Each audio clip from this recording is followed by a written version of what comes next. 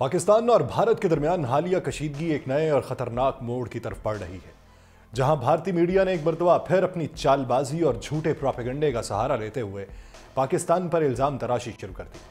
पाकिस्तान, जो अपने कौमी मफादात की हिफाजत के लिए साबित कदम है, अब भारतीय इल्जामात के दरमियान अपनी खुद मुख्तारी और दिफाई सलाहियतों को मजबूत कर रहा है। भारत की जानिब से सिंध तास मुआहदे की खिलाफ वर्जी करने की धमकियां और पाकिस्तान के मिसाइल तजर्बात पर बेबुनियाद इल्जामात दरअसल उस घबराहट और खौफ को जाहिर करते हैं कि पाकिस्तान की दिफाई ताकत दिन ब दिन बढ़ रही है, जबकि भारत की पॉलिसी हमेशा उसके अपने मफादात को पेश नज़र रखकर चली। वो अब भी आलमी सतह पर पाकिस्तान की तरक्की को नुकसान पहुंचाने के लिए बेबुनियाद प्रोपेगेंडा कर रहा। इसमें कोई शक नहीं कि पाकिस्तान की मिसाइल टेक्नोलॉजी ने भारतीय क़यादत को एक ना ख़त्म होने वाले खौफ में मुब्तला कर दिया और भारतीय मीडिया ने पाकिस्तान के आज के मिसाइल तजर्बात को गलत अंदाज में पेश करने की कोशिश की। लेकिन यह पाकिस्तान का हक है कि वह अपने साहिली इलाके में अपनी दिफाई सलाहियतों को आजमाने के लिए इकदाम करे। पाकिस्तान ने अपनी फौजी ताकत को मजबूत बनाने के लिए जो कदम उठाया, वह न सिर्फ दिफाई ज़रूरियात को पूरा करता है, बल्कि उससे आलमी सतह पर भी उसकी अहमियत और मकाम मजबूत होता जा रहा है। भारत की तरफ से सिंध तास मुआहदे की खिलाफ वर्जी और दूसरे सरहदी मामलात पे झूठे इल्जामात सिर्फ इस बात का गमाज हैं कि भारत अब पाकिस्तान के दिफाई अज़ाइम से खौफजदा हो चुका है। इस सब के दरमियान पाकिस्तान दिफाई हक में डट के खड़ा है और किसी भी चालबाज भारतीय हिकमत अमली को नाकाम बनाने के लिए तैयार है।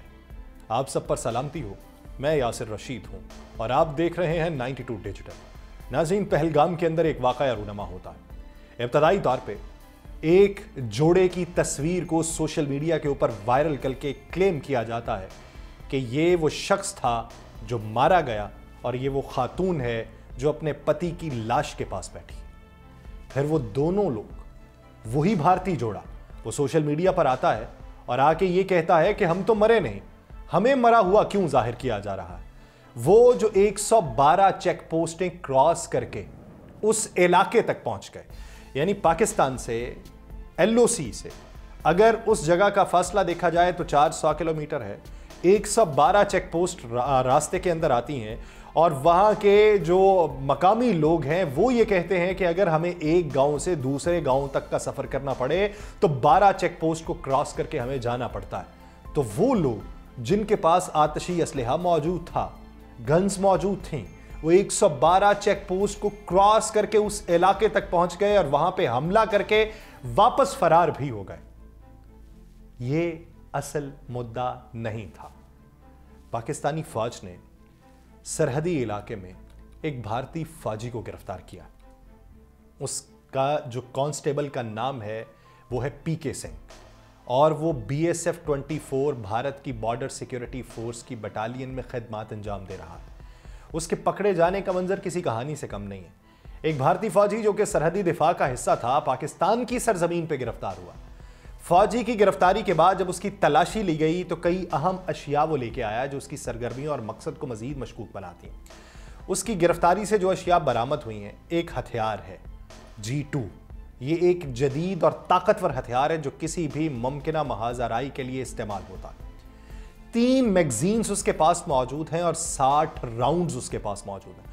मालूम होगा वहाँ के भी फौजियों को कि जो बॉर्डर के ऊपर मौजूद हैं, जो इंटरनेशनल बॉर्डर के ऊपर फौजी मौजूद होते हैं, या BSF उनकी जो है बॉर्डर सिक्योरिटी फोर्स, ये यहाँ की जो रेंजर्स है, उसके पास कितना असलहा होता है, वो कैरी कितना करते हैं और उसके अंदर राउंड्स कितने होते हैं। क्या 3-3 मैगजीन लेके निकलते हैं? नहीं लेके निकलते। ये गोलियाँ इस बात की निशानदही करती हैं कि फौजी जो है वो किसी और मकसद के लिए मुसल्ला था। पानी की बोतल उसके पास थी जो किसी भी फौजी की ज़रूरियात के लिए अहम थी और किसी भी जगह पे स्टे के लिए अहम थी। बहुत सारे लोग कहेंगे कि कैरी साथ में करते हैं, स्टे के लिए क्यों की? मच्छर मार बत्ती, जिसे अगरबत्ती कहा जाता है, वो भी उसके पास मौजूद थी। एक मामूली सी शय, लेकिन उससे ये जाहिर होता है कि वो फौजी तवील अरसे तक किसी इलाके में मौजूद था जहाँ मच्छर और दीगर खतरात थे। एक टॉर्च थी, रात के वक्त की सरगर्मियों के लिए ज़रूरी है, जो उसकी मख्फी नकलो हरकत को जाहिर करती है। वॉकी टॉकी सेट भी उसके पास मौजूद था। इससे यह पता चलता है कि फौजी किसी बड़ी मुहिम या ऑपरेशन का हिस्सा था जिसमें राबिते की ज़रूरत थी। लाइटर था लेकिन सिगरेट नहीं थे। इसका मकसद क्या कि शायद आग लगाने या किसी दूसरे मकसद के लिए वो इस्तेमाल किया जा रहा था। कपड़ों का बैग भी था, उसमें मुमकिन तौर पे इजाफी सामान या ज़रूरी अशिया भी थी जो उसकी मुहिम के दौरान काम आ सकती हैं। यहाँ पे बहुत सारे लोग कहते हैं जी बॉर्डर क्रॉसिंग हो ही जाती है। हो गई होगी किसी जगह पे, वो चेकिंग के लिए आगे होंगे, क्योंकि वो तकरीबन 500 मीटर पीछे बाढ़ है, आगे वाली ज़मीन भी उन्हीं की है, तो चेकिंग के लिए आगे आ गया होगा। लेकिन ज़रूरी अशिया रखने वाला सामान भी साथ में उठाए वो आगे चेकिंग के लिए आया होगा। इस गिरफ्तारी ने सरहदी इलाके में एक नई हलचल पैदा की है। भारतीय फौज का ये एहलकार जो सरहदी इलाके में किसी खास मिशन पे था, उसकी गिरफ्तारी ने उसकी सरगर्मियों और अज़ाइम के बारे में कई सवालात उठाए हैं। ये वाक़या इस बात की निशानदही करता है कि सरहदी तनाज़ात में ऐसे ही मौके के ऊपर यह गिरफ्तारी जो है ये भारत के अज़ाइम को भी चाक करती है।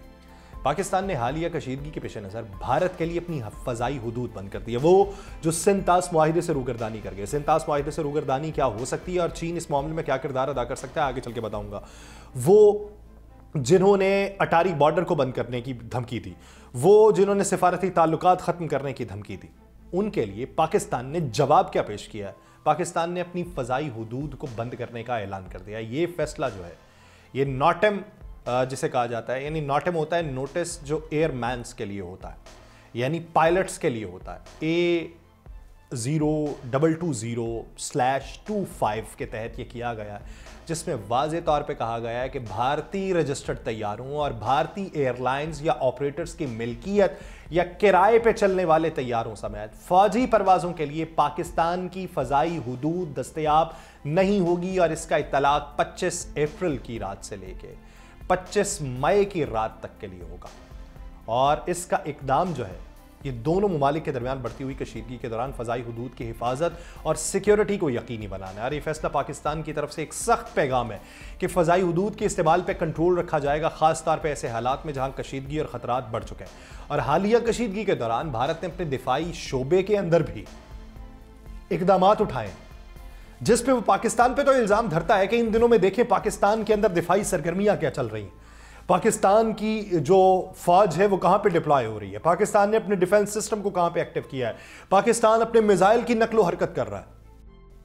लेकिन आप उसी वक्त में पाकिस्तान पे इल्ज़ाम भी धरें, आप अपनी टेक्नोलॉजी को आजमाएं और फिर पाकिस्तान जो है वो किसी भी मुमकिन एडवेंचर से बचने की तैयारी करे, तो तब भी आपके पास एक बयानिया मौजूद है। भारतीय बहरिया के जदीद तरीन सौरात ने जो INS सौरात है उसने गाइडेड मिसाइल तबाहकुन जहाज से कामयाबी से एक दरमियाने फासले तक मार करने वाले, सतह से हवा में मार करने वाले मिसाइल का तजुर्बा किया है, जिसे इजराइल के साथ मुश्तरका तौर पर तैयार किया गया है। इस मिसाइल की 70 किलोमीटर तक की इंटरसेप्शन रेंज ने भारत के अज़ाइम को वाज़ेह किया और पाकिस्तान के खिलाफ मुसलसल झूठे प्रोपेगेंडे के जरिए भारत ने आलमी सतह पर अपने अज़ाइम को छुपाने की कोशिश की है। इस दौरान भारत अपनी जदीद दिफाई टेक्नोलॉजी को आजमा के हमें पैगाम दे रहा है ताकि मुमकिना तौर के ऊपर सौरात INS को किसी नए एडवेंचर में शामिल किया जा सके, जो कि भारतीय बहरिया का चौथा विशाखापत्तनम क्लास स्टेल्थ डिस्ट्रॉयर है। जनवरी 2025 में यह कमीशन किया गया है। इस जहाज की 75% मवाद जो है वो मुकामी सतह पे है और इसमें जदीद तरीन टेक्नोलॉजी बशमूल ब्राह्मोस और बाराक 8 मिसाइल और जदीद तरीन रेडार सिस्टम्स भी है।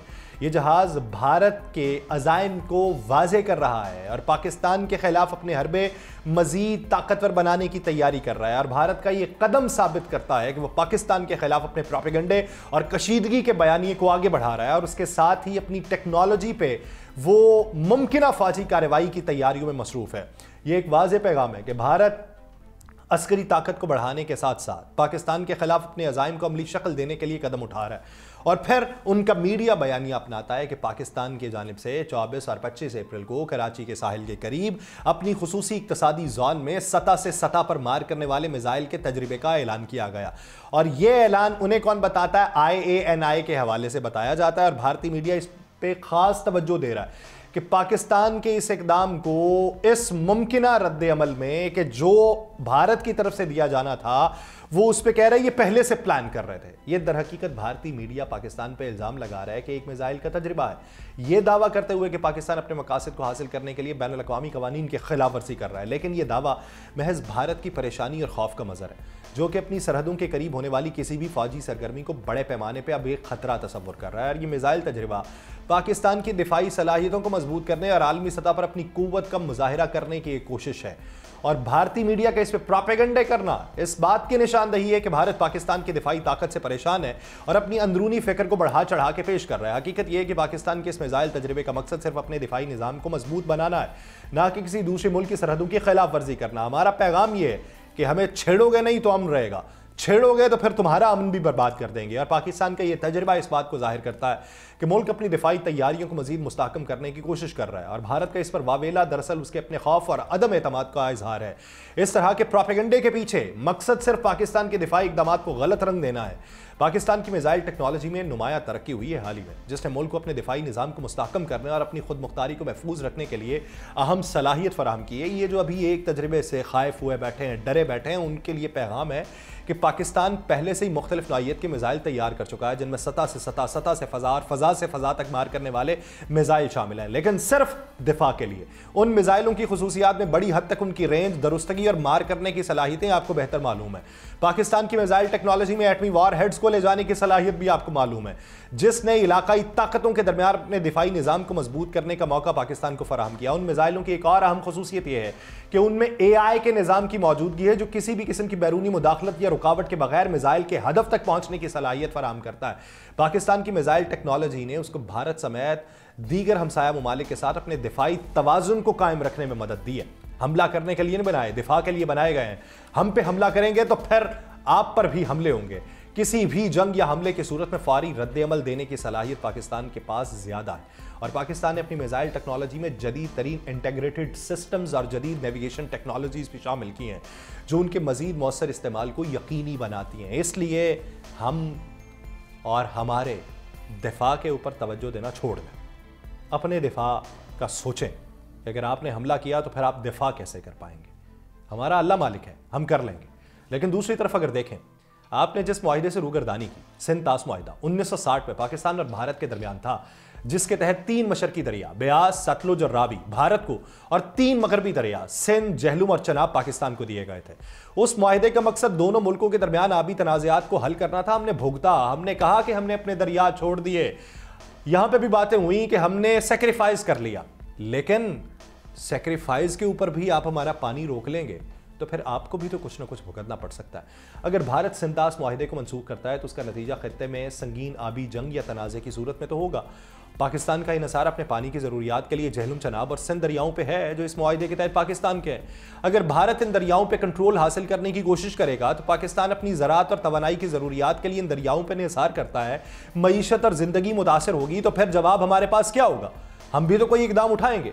फिर अगर हमने अपने यार को आजमा लिया, चीन को, चीन अगर दरियाए ब्रह्मपुत्रा को बंद कर दे तो भारत के लिए फिर क्या परेशानी होगी? एक सवाल है।